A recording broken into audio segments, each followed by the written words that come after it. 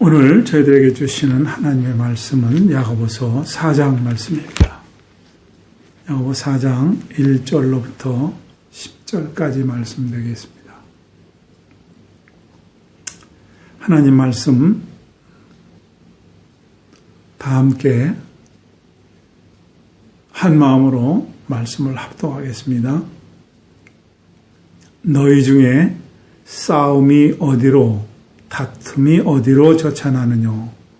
너희 지체 중에서 싸우는 정욕으로 저찬한 것이 아니냐? 너희가 욕심을 내어도 얻지 못하고 살인하며 시기하여도 능히 취하지 못하나니 너희가 다투고 싸우는도다. 너희가 얻지 못하면 구하지 아니하며 구하여도 받지 못하면 정욕으로 쓰려고 잘못 구함이니라. 가늠한 여자들이여 세상과 벗된 것이 하나님의 원수임을 알지 못하느뇨? 그런즉 누구든지 세상과 벗이 되고자 하는 자는 스스로 하나님과 원수되게 하는 것이니라. 너희가 하나님이 우리 속에 거하게 하신 성령이 시기하시기까지 사모한다 하신 말씀을 헛된 줄로 생각하느뇨? 그러나 더 큰 은혜를 주시나니 그러므로 일러스되 하나님이 교만한 자를 물리치시고 겸손한 자에게 은혜를 주신다 하였느니라. 그런즉 너희는 하나님께 순복할지어다. 마귀를 대적하라. 그리하면 너희를 피하리라. 하나님을 가까이 하라. 그리하면 너희를 가까이 하시리라. 죄인들아 손을 깨끗이 하라. 두 마음을 품은 자들아 마음을 성결케 하라. 슬퍼하며 애통하며 울지어다. 너희 웃음을 애통으로 너희 즐거움을 근심으로 바꿀지어다. 주 앞에서 낮추라. 그리하면 주께서 너희를 높이시리라. 아멘.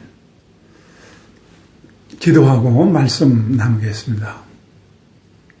하나님 아버지, 오늘도 부족한 자를 주님께 의탁합니다. 성령의 도구가 되어 부족한 제가 사용되게 하여 주옵소서. 말씀을 듣는 모두에게 은혜가 임하게 하시고 이 세상을 이겨나갈 수 있는 힘이 되게 하시고 인생을 살아가는데 가치관의 형성에 결정적인 영향을 주는 말씀으로 축복해 주옵소서. 예수님의 이름으로 기도하옵나이다. 아멘.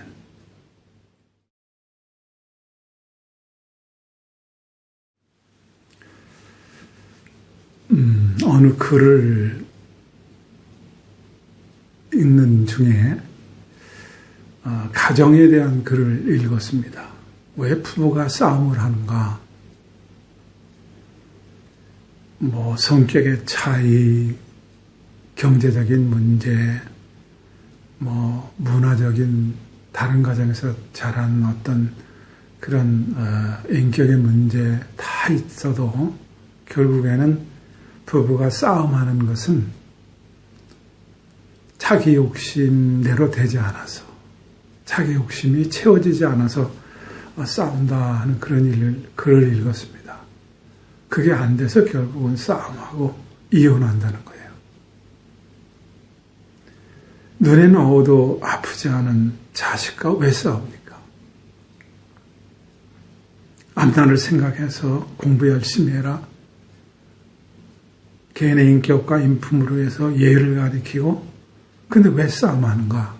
결국에는 부모의 욕심이 채워지지 않아서 싸움한다는 거예요. 마틴 부버라고 하는 사람이 쓴 글에는 가장 위대한 일은 그의 정체성을 맞도록 도와주는 것이다. 그 아이가 가장 그답게 살 수 있도록 도와주는 것이다. 그런 얘기입니다. 오늘 성경은 싸움 그리고 다툼의 원인이 무엇인가 하는 것에 대해서 시작해서 그것이 얼마나 싸움과 다툼이 인생을 힘들게 하고, 그리고 이런 일들은 너희들이 슬퍼하고 울어야 되는 일이다. 그런 얘기로 말씀을 맺습니다. 오늘 1절에 보니까요. 너희 중에 싸움이 어디로, 다툼이 어디로 저찬하느냐. 정욕으로부터 아니냐. 다시 말해서 욕심으로부터 나온다는 거죠. 모든 싸움, 다툼의 원인이 욕심 때문이라는 거예요. 그래서 자녀가 싸움하고 부부가 싸움하고 교회가 싸움을 하고 그렇다는 거죠. 이 욕심이 가지고 있으면 그 욕심이 치열한 경쟁이 되고 그 경쟁은 결국 싸움이 된다는 겁니다. 여러분, 욕심이 뭐예요? 욕심의 끝이 있나요? 좀 가진 사람은 더 가지고 싶은 욕심이 있고요. 사람은 더 강해지고 싶은 욕심이 있고 더 높아지고 싶은 그런 욕심이 있습니다. 지배계급이 되어서 상위계급이 되어서 누구를 부리고 다스리고 싶은 그런 욕심이 인간 안에는 다 있습니다. 그런데 이 욕심은 교회 역사에서도 쭉 나와 있습니다. 초대교회는 사도행전 6장에 보면은요, 구제하면서 싸움합니다. 헬라파 과부들하고 히브리파 과부들하고 구제하면서 더 많이 주고 더 많이 일하려고 구호품 갖고 싸움하는 내용이 사도행전 6장에 나옵니다. 그런데 사도행전 15장에 보면은 선교 가지고 또 싸움합니다. 선교하면 다 협력할 것 같은데 거기서 싸움이 일어납니다. 사도행전 15장 37절로 39절에 보면은요, 바나바는 마가라 하는 요한도 데리고 가고자 하나 바울은 밤빌리아에서 자기를 떠나 한 가지로 일하러 가지 아니한 자를 데리고 가는 것이 옳지 않다 하여 서로 심히 다투고 피차 갈라서니 바나바는 마가를 데리고 배 타고 구브로로 갔다 그랬어요. 서로 선교팀을 짜는데 마음이 맞질 않았습니다. 왜냐하면 마가는 1차 선교 때 자기 멋대로 딴 데로 갔거든요. 그러니까 선교를 위해서 이런 사람을 데리고 가지는 안 된다는 바울의 주장과 1차는 그랬어도 2차 다시 가서 일할 수 있도록 데리고 가야 된다. 이 일로 심히 다투었다 그랬어요. 요즘 말로 말하면 팍터지게 싸움을 한 것입니다. 여러분, 사람들이 모여 사는 곳에는 싸움이 있습니다. 일을 하다 보면 서로 다투게 됩니다. 성경엔 이런 내용이 많이 나오죠. 부족 간의 싸움, 종족 간의 싸움, 국가 간의 싸움. 하나님이 아브라함을 불러서 가나안 땅에 들어가라고 할 때에 거기서 조카 롯도 데려가지 않았습니까? 근데 조카 롯이 거기 소돔과 고모라 땅에 전쟁이 일어나면서 휩쓸려서 잡혀갔습니다. 모든 것을 빼앗겼습니다.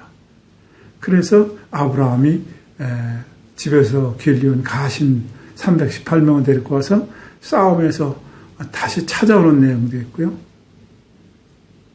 또 이스라엘 백성들이 애굽에서 400년 동안 종살이 하다가 가나안 땅에 모세를 통해서 출애굽에서 들어왔을 때 가나안 7 족속과 싸움하는 내용, 사사시대의 내용이 나와 있습니다. 뿐만 아니라 왕국시대에 사울과 다윗 왕 때는 블레셋과의 싸움이 있습니다. 초대교회에는 구제하면서 선교하면서 싸움하는 내용이 있습니다. 또 우리가 고린도전서 강의했을 때 고린도 교회는 은사를 가지고 서로 다투고 싸움했습니다. 교회에도 이러니 교회 바깥에는 얼마나 싸우겠습니까? 정치, 정당 간의 싸움, 이권을 가지고 싸움, 국가 간의 싸움, 많은 싸움이 있습니다. 오늘 싸움의 원인이 1절에 다시 한번 보면은요, 이렇게 얘기합니다. 너희 중에 싸움이 어디로, 다툼이 어디로 쫓아나느냐? 너희 지체 중에서 싸우는 정욕으로 쫓아난 것이 아니냐? 싸움의 원인이 정욕, 육신의 욕심 때문에 일어난다는 거예요. 더 가지려는 돈, 남보다 더 큰 것을 지려는 권력의 욕심, 더 좋은 것을 가지려고 하는 어떤 그런 마음들이 결국에는 싸움의 원인이 된다는 거예요. 사랑도 명예도 풍요도 다 더 가지려 하는 데서부터 발생합니다. 야고보는 이러한 것을 가지고 왜 너희들이 기도가 응답이 안 되는지 아느냐? 하나님을 믿는데 이 욕심 때문이다. 기도 잘못하고 있어 너 욕심이면은 이 내용을 2절 3절에 이렇게 적습니다. 너희가 욕심을 내어도 얻지 못하고 살인하고 시기하여도 능히 취하지 못하나니 너희가 다투고 싸우는도다. 너희가 얻지 못하면 구하지 아니하며 구하여도 얻지 못하면 정욕으로 쓰려고 잘못 구함이라 그랬어요. 왜 기도가 응답이 안 되는가? 정욕으로 잘못 구했다는 거예요. 욕심으로 잘못 구했다는 거예요. 여러분 우리의 기도를 한번 분석해 보세요. 하나님 나라와 그의 뜻을 위해서 기도합니까? 하나님의 은혜와 자비를 구하는 기도, 하나님의 뜻이 하늘에서 이룬 것처럼 이 땅에서 이루어지는 기도보다는 우리의 기도는 온통 세상, 나의 욕심, 아니면 성공, 풍요 이런 것들을 우리는 기도합니다. 그런데 야고보는 이 욕심, 이 세상과 벗된 것을 간음이라 그렇게 얘기합니다. 4절에 보면은 간음하는 여자들이요 세상과 벗된 것이 하나님의 원수임을 알지 못하느냐. 그런즉 누구든지 세상과 벗이 되고자 하는 자는 스스로 하나님과 원수되게 하는 것이라. 세상 속에 묻혀 있는 것을 간음하는 여자로 비유를 했어요. 이것을 하나님의 원수라고 얘기를 해요. 야, 굉장하죠? 여러분,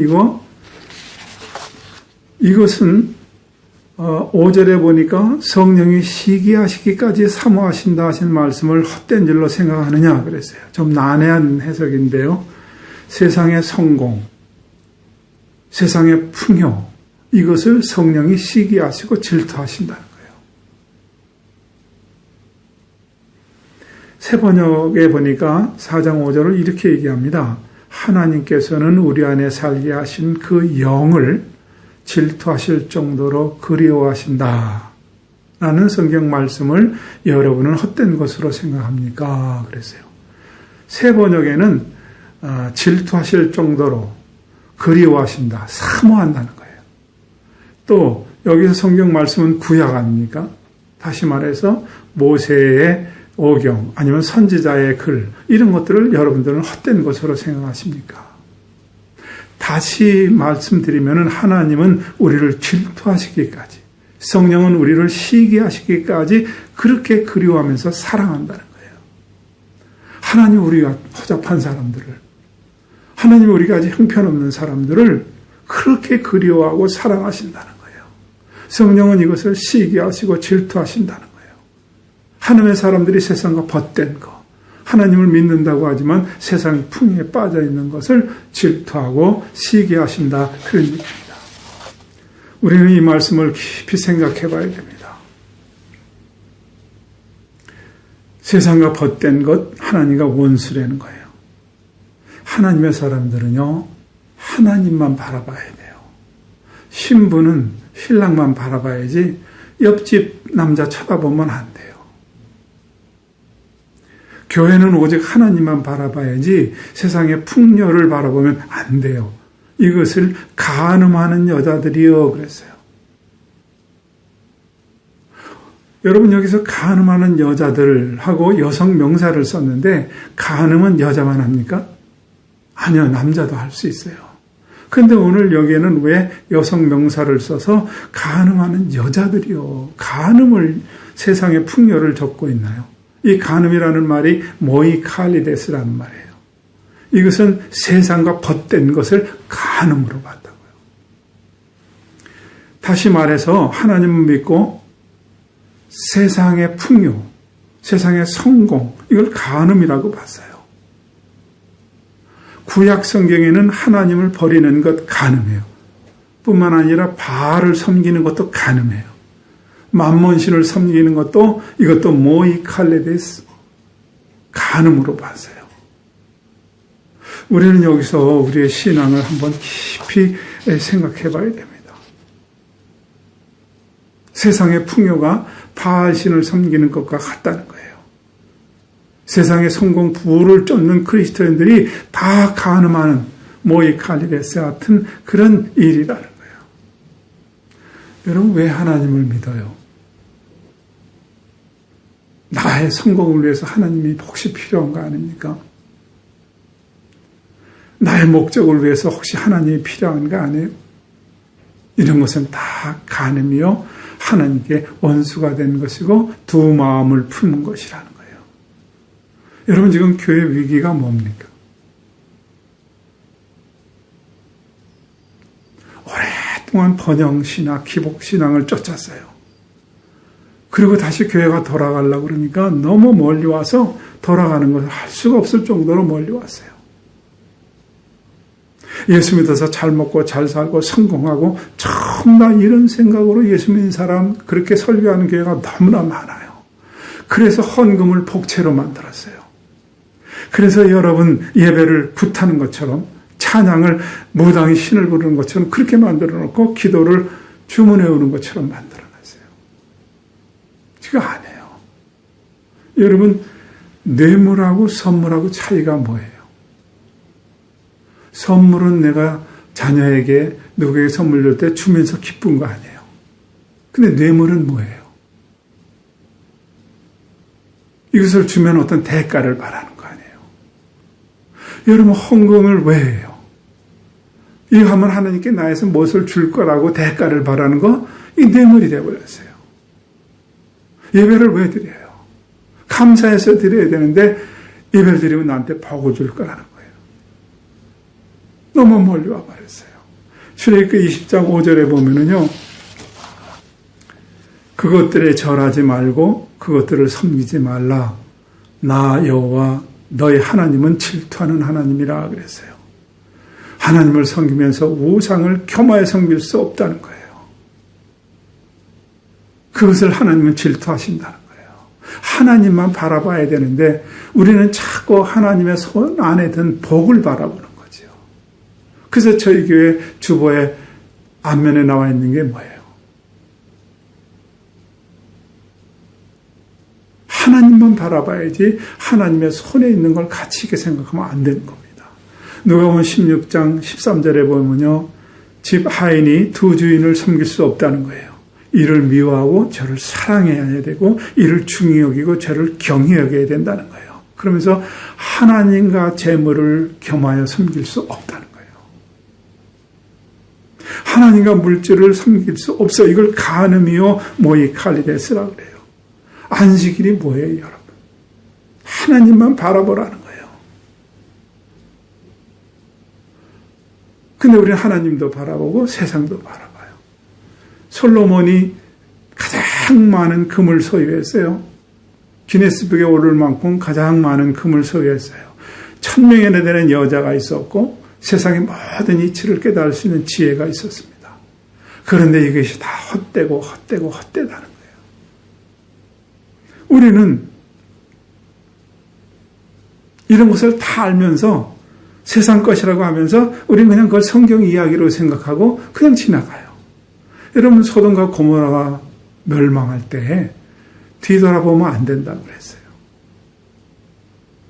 근데 롯의 처는 뒤돌아봤어요. 거기 두고 나온 모든 것들이 얼마나 세상에 내가 쌓아놓은 부가 얼마나 아까운지 돌아보다가 소금기둥이 됐어요. 이건 그냥 성경 이야기로 들어요. 아닙니다. 여러분, 우리의 삶이 이와 같습니다. 세상의 미련을 가지고 있으면 소금기둥이 된다는 거예요. 여러분, 우리는 천국 비유에 대해서 너무나 잘 압니다. 또 천국은 이와 같으니 좋은 진주를 하나 발견한 사람이 그 진주 하나를 발견하고 집에 있는 모든 것을 처분해서 이걸 샀다는 거 아닙니까? 근데 우리는 성경 이야기만 들어요. 하나님에게 모든 것을 올인하고 천국의 모든 것을 올인해야 되는데 그렇지 못하다고요. 오늘 보면 8절에는 또 이렇게 얘기합니다. 하나님을 가까이 하라. 그리하면 너희를 가까이 하시리라. 죄인들아 손을 깨끗이 하라. 두 마음을 품은 자들아 마음을 성결케 하라. 손을 깨끗이 하고 두 마음을 품은 자들은 마음을 성결케 하라는 거예요. 겉모양을 성결케 하는 게 아니라 마음을 성결케 하라는 거예요. 우리는 하나님도 믿고 세상에 떵떵거리고 싶고 하나님도 믿고 세상의 풍요를 누리고 싶은데 이것이 간음하는 것이고 하나님과 원수되게 하는 거예요. 그래서 죄인들아 손을 깨끗이 하라. 마음을 성결케 하라 그러는 거예요. 성경에는 신약의 예수님은 부가 그것이 하나님의 축복이라고 한 적이 한 번도 없습니다. 오히려 많이 꾸짖죠. 어느 부자가 농사가 너무 잘 됐어요. 창고를 크게 짓고 이제 나의 인생은 놀고 즐기자 그럴 때 이 미련한 자요. 네 영혼을 오늘 밤에 불러가면 이것이 다 네 것이 되겠느냐. 그렇게 말씀해요.